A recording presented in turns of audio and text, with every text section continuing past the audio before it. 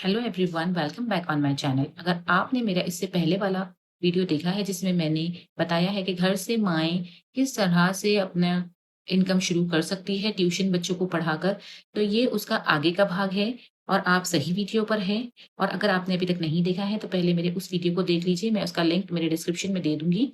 तो आप वहाँ पर क्लिक करके मेरा वो वीडियो देख लें, किस तरह से आपको घर से ट्यूशन स्टार्ट करना है। और उसके आगे आज इस वीडियो में मैं बताने वाली हूँ कि पहला स्टूडेंट कैसे ढूँढे, व्हाट्सएप मैसेजेस कैसे करना है, ट्रायल क्लास कैसे देना है और फीस कैसे बताना है। ये सारी चीज़ें आज की इस वीडियो में होने वाली हैं। तो जो भी शुरुआत कर रहे हैं इस ट्यूशन की, तो उनको इस वीडियो में आज सारी मालूमात मिल जाएँगी कि उनको क्या-क्या करना है। ठीक है? तो चलिए स्टार्ट करते हैं ये वीडियो। आपने डिसाइड कर लिया है कि आपको घर से ट्यूशन शुरू करना है, इसीलिए आज आप मेरा ये वाला वीडियो देख रहे हैं। तो आपको पढ़ाना भी आता है, आपके पास थोड़ा-सा टाइम भी है, लेकिन एक जगह आकर आप रुक जाते हैं। पहला बच्चा मिलेगा कहाँ से? और फिर दूसरा सवाल ये आता है कि किसी पेरेंट को मैसेज क्या करूँ और कैसे करूँ? फिर अगर पेरेंट ने रिप्लाई कर दिया तो? उसके बाद आपको क्या जवाब देना है? अब उनसे क्या बात करूं? और मान लीजिए बच्चा ट्रायल क्लास के लिए आ भी गया, तो मन में ये आता है कि मैं ट्रायल क्लास में पढ़ाऊं क्या? और आखिर में सबसे ऑकवर्ड सवाल आपको आता है कि फीस कितनी बताऊं? ये सवाल अभी हर एक के दिल में होगा जो ये वीडियो देख रहा है।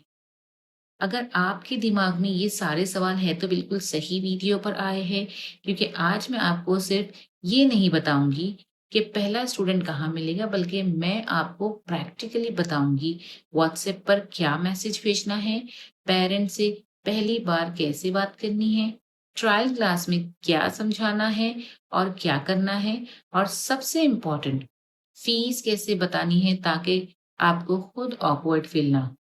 और वीडियो के एंड में मैं आपको एक ऐसा सिंपल स्ट्रैटेजी बताऊंगी जिससे आपका पहला स्टूडेंट मिलने के बाद दूसरे और तीसरे स्टूडेंट के लिए रास्ता आसान हो सकता है।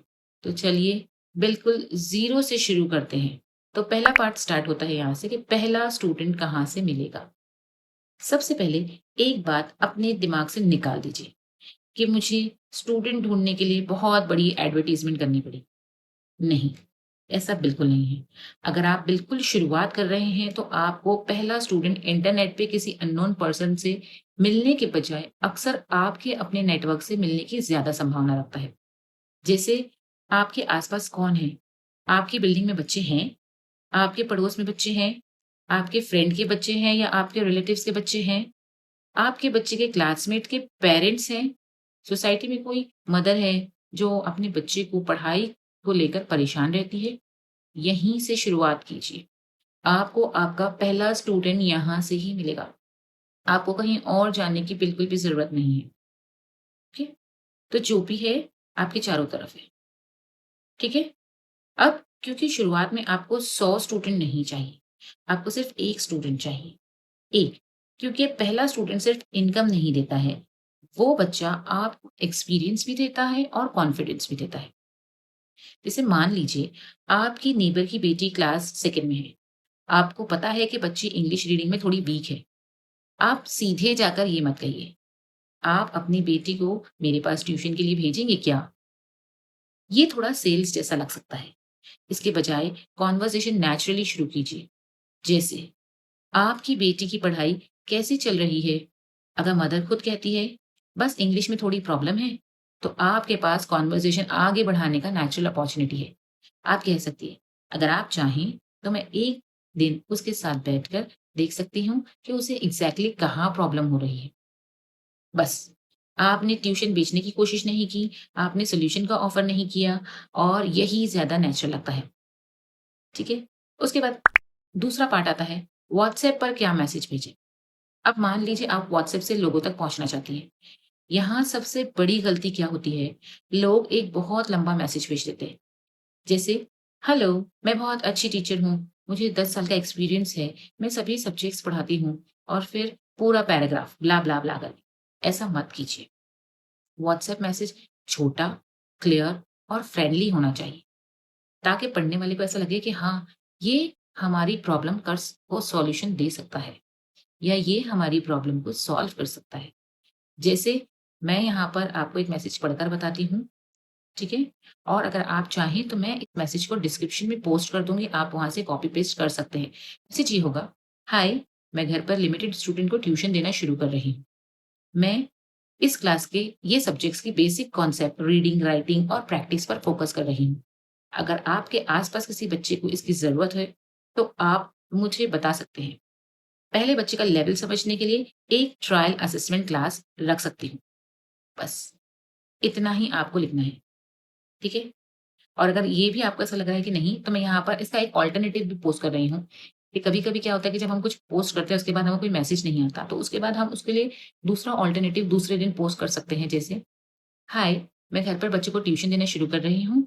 फिलहाल लिमिटेड स्टूडेंट ले रही हूँ ताकि हर बच्चे पर प्रॉपर अटेंशन दे सकूँ। अगर आपके आस-पास बच्चे को इंग्लिश, मैथ्स की प्रैक्टिस की ज़रूरत है, तो मुझे बताएँ। आप इस जगह पर कोई भी सब्जेक्ट डाल सकती हैं जो आप एक्सपर्ट हैं जिसमें, ठीक है? बस इतना ही मैसेज करना है और इसके अलावा कुछ नहीं करना, ठीक है? ध्यान दीजिए, हमने कहीं नहीं लिखा है कि 100% मार्क्स की गारंटी है। कहीं नहीं लिखा है कि आपका बच्चा टॉपर बनेगा।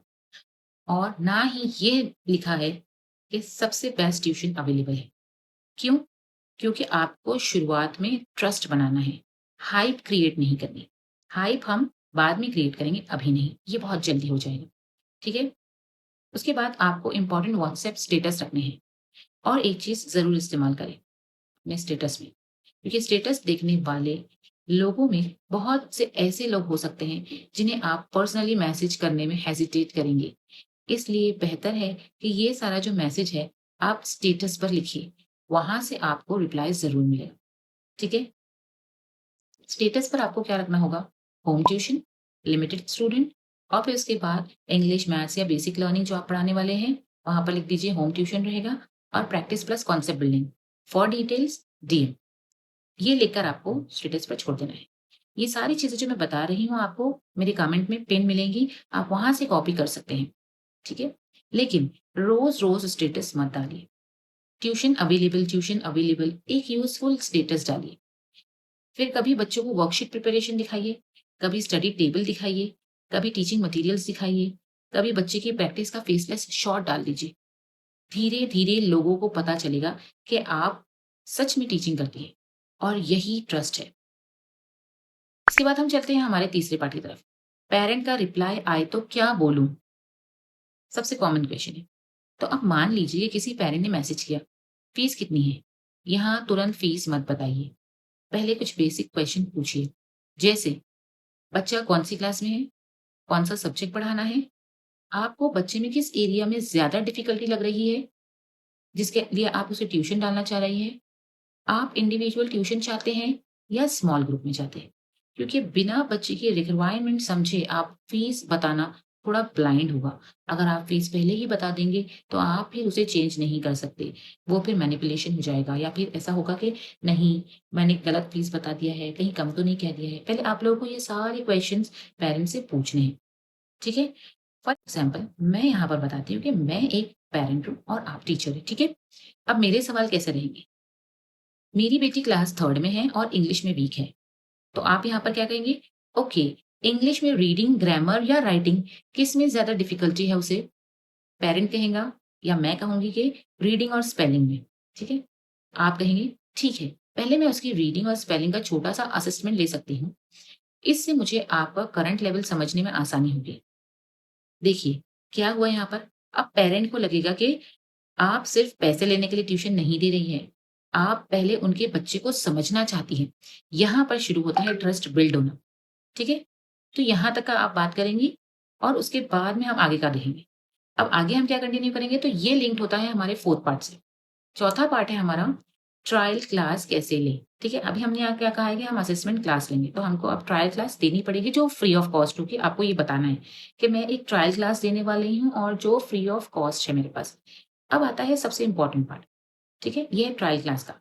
बहुत सारे नए ट्यूटर्स ट्रायल क्लास में एक गलती करते हैं। वो बच्चे को देखकर तुरंत पूरा चैप्टर पढ़ाना शुरू कर देते हैं। नहीं, आपको बिल्कुल भी ऐसा नहीं करना है। ट्रायल क्लास का पर्पस है बच्चे को जज करना, उसका लेवल समझना, आप उसका क्या लेवल है, क्या नहीं है, कौन से लेवल तक पढ़ रहा है वो समझना, ठीक है? ट्रायल क्लास का आपको एक स्ट्रक्चर दे रही हूँ मैं यहाँ पर, आप अपनी डायरी और पेंसिल ओपन कर लीजिए और स्क्रीन से स्टेप्स देखकर लिखना शुरू कर दीजिए, ठीक है? यहाँ पर स्टेप नंबर 1 है, आप उस ट्रायल क्लास में क्या करेंगी, सबसे पहले 5 मिनट्स लेंगी, जो फ्रेंडली कन्वर्सेशन का रहेगा, ठीक है? बच्चे से पूछिए, तुम्हारा फेवरेट सब्जेक्ट कौन-सा है बेटा? स्कूल में आज क्या पढ़ा तुमने? तुम्हें रीडिंग पसंद है? इससे बच्चा कंफर्टेबल होगा। जैसे ही बच्चा कंफर्टेबल होगा, हमारा स्टेप 2 आ जाता है। ये पूरे 10 मार्क्स का स्टेप 2 होगा। बेसिक असेसमेंट, ठीक है? अगर इंग्लिश है, तो एक छोटा पैसेज जिसके अंदर कुछ वर्ड्स हो, कुछ स्पेलिंग हो, एक सिंपल सेंटेंस ये देना है, ठीक है? आपको ये देना है। अगर ये नहीं है आपके पास में, तो बच्चा अगर 3rd क्लास में है, तो आप उसको 2nd स्टैंडर्ड की टेक्स्ट बुक ओपन करके एक छोटा-सा पैराग्राफ दे दीजिए, जहाँ पर स्पेलिंग्स सिंपल हो। अगर मैथ्स का प्रॉब्लम है, तो कुछ बेसिक कैलकुलेशंस पूछ लीजिए, 2 से 3 वर्ड प्रॉब्लम दे दीजिए और एक ऐसा क्वेश्चन जो थोड़ा सोचने वाला हो, ठीक है? इसके बाद 3rd स्टेप पर आ जाएँगे, जो 10 मिनट्स का होगा, टीच वन कॉन्सेप्ट। यहाँ पर आपको कॉन्सेप्ट को एक्सप्लेन करना है बच्चे को, ठीक है? अब बच्चे की वीकनेस देखकर एक छोटा कॉन्सेप्ट पढ़ाएँ। देखिए, उसने रीडिंग किया तो आपको समझ में आ गया, तो अब उसके हिसाब से आपको एक सिंपल कॉन्सेप्ट पढ़ाना है, लेकिन आंसर खुद मत बताइए, बच्चे से सवाल पूछिए, ठीक है? एग्ज़ाम्पल के तौर पे मैं आपको बताती हूँ, ये वर्ड तुम कैसे पढ़ोगे? बच्चा गलत करता है, आप तुरंत रॉन्ग मत बोलिए, ठीक है? और चेहरे पे गुस्से के तासुरात भी मत लाइए। हाँ? आप उससे कहिए, "एक बार फिर देखो, पहले लेटर की साउंड क्या है?" बच्चा खुद सोचता है, फिर आंसर तक पहुँचता है। यही पेरेंट को आपकी टीचिंग स्टाइल दिखाई देगी, ठीक है? फिर इसमें जो स्टेप 4 है वो अगेन 5 मिनट्स का होगा, जो बहुत ही स्मॉल टास्क बेस्ड होगा। अंत में बच्चे को छोटा-सा टास्क दो और देखो, क्या बच्चा इंडिपेंडेंटली कर सकता है? कहाँ रुकता है? कहाँ हेल्प माँगता है? ये सब आप नोटिस करेंगी। उसके बाद 5वाँ स्टेप आपका रहेगा पेरेंट फीडबैक। क्लास के बाद पेरेंट्स से सिर्फ ये मत कहिए बच्चा वीक है, ये बहुत नेगेटिव लगेगा। इसके बजाय कहिए, आपके बच्चे की बेसिक अंडरस्टैंडिंग अच्छी है। बस रीडिंग में थोड़ा हेजिटेशन है और स्पेलिंग में प्रैक्टिस की ज़रूरत है। अगर हम रेगुलर प्रैक्टिस करें तो इम्प्रूवमेंट पर काम किया जा सकता है। ये प्रोफेशनल भी लगता है और पेरेंट को क्लियर डायरेक्शन भी मिलती है। ठीक है? यहाँ से हम चलते हैं हमारे 5वें पार्ट पर, जो है कि अब सारी चीज़ों को छोड़कर सबसे पहला सवाल ये आ जाता है कि फीस कैसे बताएँ? या आपको सामने से पेरेंट खुद पूछेगा कि ठीक है आपकी फीस क्या होगी? तो अब आता है ये सवाल जिससे बहुत सारे नए ट्यूटर नर्वस हो जाते हैं, क्योंकि हमको समझ में नहीं आता कि हम उसके बच्चे को फीस क्या बताएँ? फीस कितनी बोलना है? तो सबसे पहले फीस बोलने में शर्म मत कीजिए, आपको शर्म नहीं करनी है। आप अपना टाइम दे रही हैं, अपनी नॉलेज दे रही हैं, प्रिपरेशन कर रही हैं, वर्कशीट्स बना रही हैं, बच्चे को इंडिविजुअल अटेंशन दे रही है, तो फीस लेना बिल्कुल नॉर्मल है। यहाँ पर आपको बिल्कुल भी शर्माना नहीं है, ठीक है? और बिल्कुल भी बोल्डली नहीं कहना है, बोल्ड होकर नहीं कहना है या कोई भी फीस बगैर कैलकुलेशन के नहीं बतानी है। ठीक है? तो आप पहले तो जो भी फ़ीस बता रहे हैं, वो आप बोलिए क्योंकि आप वहाँ पर अपना टाइम दे रहे हैं, ठीक है? लेकिन फ़ीस डिसाइड कैसे करें, ये एक फ़िक्स्ड अमाउंट में आपको नहीं बताऊँगी क्योंकि हर सिटी और एरिया और ट्यूशन फ़ीस अलग-अलग होती है। आप अपने आस-पास के ट्यूटर्स की फ़ीस रिसर्च कीजिए कि आपके एरिया में क्या फ़ीस चल रही है। देखिए, class, subject, individual tuition, group tuition, duration, कितने डेज़ है पर वीक, ये सब आपको समझना है।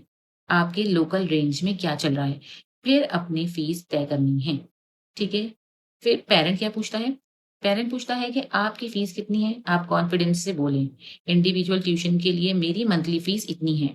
इसमें इतने दिन आना है हफ्ते में और लगभग मैं इतने मिनट्स या इतने आवर की क्लास रखने वाली हूँ। बस, फिर चुप हो जाइए।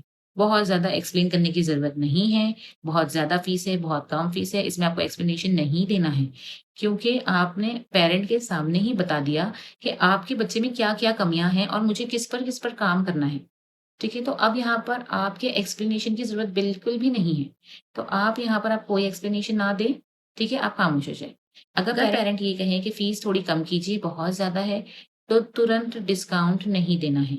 आप कह सकती हैं, अगर आपको रेगुलर इंडिविजुअल ट्यूशन चाहिए, तो मेरी ये फीस रहेगी। अगर आप चाहो तो स्मॉल ग्रुप ऑप्शन भी देख सकते हो, जिसमें फीस कंपैरेटिवली कम होगी। इससे आपने अपनी वैल्यू भी मेंटेन की और पेरेंट को अल्टरनेटिव भी बता दिया, जिससे आपका टाइम भी बचा, क्योंकि अगर ग्रुप में पढ़ाओगे तो आप एक ही ग्रुप में 1 घंटे के लिए अगर पढ़ा रहे हो, तो आपका वहाँ वक़्त भी बचता है और पैसे भी आप उस हिसाब से ले सकते हो, ठीक है? लेकिन अगर आप सिंगल पढ़ा रहे हो, तो आप अपनी फीस में कॉम्प्रोमाइज़ नहीं कर सकते हैं, बिकॉज़ ट्रैवलिंग चार्ज लगता है, टाइम आपका लगता है और साथ ही साथ आप किसी दूसरे बच्चे से फीस नहीं ले रहे हैं। तो यहाँ आप अपनी फीस के साथ कॉम्प्रोमाइज़ नहीं करेंगे और ना ही आप अपने लेवल को डाउन करेंगे। चलते हैं 6th पार्ट की तरफ। पहला स्टूडेंट मिलने के बाद दूसरा कैसे मिलेगा? चलिए, अब तक तो हमने यहाँ पर बता दिया कि हम ट्यूशन देते हैं, हमारे पास बच्चे आते हैं, लेकिन जब उनका बच्चा आना शुरू होगा तो ज़ाहिर-सी बात है उनकी जो माँ है वो पूछेगी ज़रूर कि भई कितने लोग आते हैं ट्यूशन में, क्या है? क्योंकि हमने तो बहुत अच्छे से बड़ी-बड़ी फीस बता दी है उनको और वक़्त भी दिखा दिया है उन्हें। तब अगर यहाँ पर बच्चा कहता है कि नहीं मैं तो अकेला ही जाता हूँ, तो सबसे पहले आपको ये कहना है कि बेटा मैं आपका जो ग्रुप है, वो अभी फ़िलहाल आपको आपके साथ नहीं पढ़ेगा क्योंकि मुझे आप पर थोड़ा-सा वर्क करना है और मैं दूसरा ग्रुप पहले पढ़ा रही हूँ, ठीक है? वो दूसरे ग्रुप का टाइमिंग अलग है आपके टाइमिंग से। हाँ, ये आपका दूसरा ग्रुप, ठीक है? उसके बाद अब सबसे इंटरेस्टिंग बात ये आती है कि आपको हर बार नए स्टूडेंट ढूँढने के लिए अलग से एडवर्टाइज़मेंट नहीं करनी पड़ेगी। अगर आपका पहला स्टूडेंट जेन्युइनली इम्प्रूव करता है और पेरेंट आपके काम से खुश है, तो नेचुरली रिकमेंडेशन मिल सकती है। लेकिन आप इसके लिए वेट मत कीजिए क्योंकि जब तक का रिज़ल्ट आएगा, तब तक 1 यूनिट टेस्ट निकल जाएगा या 1 सेमेस्टर निकल चुका होगा। उसके बाद ही फिर बच्चों की दूसरे पेरेंट्स की माँएँ पूछती हैं और ऐसा होता है। तो कुछ समय बाद पेरेंट्स से पोलाइटली पूछ सकती हैं आप कि अगर आपके बच्चे की प्रोग्रेस अच्छी लग रही है और आपके जान-पहचान में किसी बच्चे को भी ऐसी सपोर्ट की ज़रूरत है, तो आप मेरा कॉन्टैक्ट शेयर कर सकते हैं, ठीक है? आप ये पूछ सकती हैं और बस इतना ही बोलना है आपको, प्रेशर नहीं देना है, भीख नहीं माँगनी है, सिर्फ़ इतना ही बोलना है और सबसे इम्पोर्टेंट पहले स्टूडेंट को अपना एडवर्टाइज़मेंट मत समझाएँ। आप बच्चे को मत बोलिए कि बेटा आपके क्लास में किसी को ट्यूशन चाहिए तो ले आना, ठीक है? उसे अपना रिज़ल्ट दिखाएँ, उसे अपना रिज़ल्ट समझाएँ। जब बच्चा कॉन्फिडेंटली खुद पढ़ने लगता है, तो वो अपनी क्लास में हर बच्चे को बोलता है कि मैं जहाँ पढ़ रहा हूँ, वहाँ पर तुम भी पढ़ सकते हो क्योंकि मेरी टीचर बहुत अच्छा पढ़ाती है, ठीक है? तो देखिए, पहला स्टूडेंट ढूँढना मुश्किल इसलिए लगता है क्योंकि हम शुरुआत से ही सोचने लगते हैं। अगर मुझे 10 बच्चे नहीं मिले तो क्या होगा? उसकी जगह सोचिए कि अगर मुझे सिर्फ़ 1 बच्चा मिला तो? 1 बच्चा, उस बच्चे को जेन्युइनली पढ़ाया, उसकी प्रॉब्लम समझाई, उसकी प्रोग्रेस नोट की, उसके पेरेंट के साथ कम्युनिकेशन रखी और फिर उसी एक्सपीरियंस से आगे बढ़िए। आपको आज ट्यूशन सेंटर बनाने की ज़रूरत बिल्कुल नहीं है। आपको आज सिर्फ पहला कदम लेना है, क्योंकि कई बार इनकम की शुरुआत बड़ी इन्वेस्टमेंट से नहीं होती। एक छोटी-सी स्किल से होती है, ठीक है? तो अगर आपने इस वीडियो को यहाँ तक देखा है, तो मुझे लगता है कि आपके मन में ट्यूशन शुरू करने की थॉट सच में है। तो आज एक काम कीजिए, अपना फ़ोन उठाएँ, अपने व्हाट्सएप में जाएँ और सिर्फ एक ऐसे व्यक्ति को मैसेज भेजिए, जिसे आप जानते हैं और जिसके बच्चे को ट्यूशन की ज़रूरत हो सकती है। सिर्फ एक। आपको आज 20 स्टूडेंट नहीं चाहिए, आपको सिर्फ पहला स्टूडेंट चाहिए और अगर आपको चाहिए कि मैं अगली वीडियो में बिल्कुल प्रैक्टिकल तरीके से बताऊँ, पहली ट्यूशन क्लास में क्या पढ़ाएँ, पहले 7 दिनों की का टीचिंग प्लान क्या होना चाहिए, बच्चे का असेसमेंट कैसे करें और पेरेंट को बच्चे की प्रोग्रेस कैसे बताएँ, तो कमेंट में लिखिए 7 डे प्लान। और अगर आप ऑलरेडी ट्यूशन दे रहे हैं, तो कमेंट में अपनी सबसे बड़ी प्रॉब्लम लिखिए, स्टूडेंट नहीं मिल रहे, पेरेंट्स फीस ज़्यादा बोलते हैं, बच्चा ध्यान नहीं देता, टीचिंग प्लान बनाने में प्रॉब्लम है। जो प्रॉब्लम सबसे ज़्यादा कमेंट में आएगी, मैं उसी पर अगला वीडियो बनाऊँगी। वीडियो यूज़फुल लगा हो, तो लाइक कीजिए, ऐसे पर्सन के साथ शेयर करें, जो घर से ट्यूशन की शुरुआत करना चाहता है और मेरे चैनल कायनात एक्सप्लेन्स को सब्सक्राइब ज़रूर करें, क्योंकि अगली वीडियो में हम सिर्फ बात नहीं करेंगे, हम एक एक्चुअल 7 डेज़ ट्यूशन प्लान बनाएँगे। मिलते हैं नेक्स्ट वीडियो में, तब तक के लिए thank you. Goodbye, take care.